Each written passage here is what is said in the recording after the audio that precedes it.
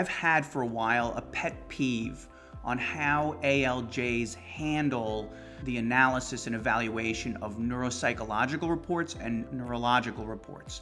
So for the testing reports, a lot of times what happens is the ALJs will treat them as just evaluations, objective evaluations where the doctors review testing evidence and just regurgitate and report back the testing results.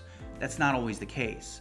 In fact, a lot of times what happens in these reports with neuropsychological testing reports and neurological testing reports is that the doctors that prepare these reports, they will provide objective observations or objective reporting of the testing results. But then mixed in to those reports, they'll have their own medical opinions. In fact, sometimes they'll even create functional limitations that will clearly impact somebody's ability to work.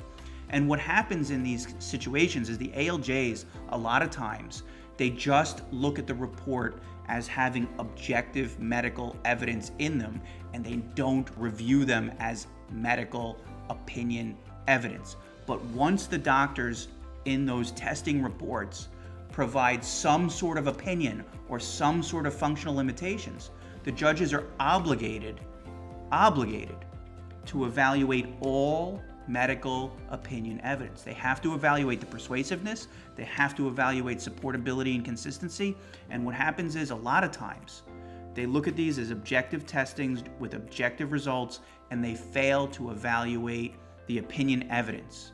So when you're looking at the decision and you're determining whether it should be appealed to appeals counsel or should be considered for an appeal to federal court, you really need to take close look at those neuropsychological testing reports and neurological testing reports, because in my opinion and my experience, a lot of times they contain some opinion evidence that the ALJs completely overlook.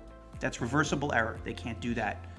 And that's a pet peeve of mine because I find that a lot of times they're just overlooking that entirely. They're not evaluating it properly, and a lot of times it contains limitations that are work preclusive.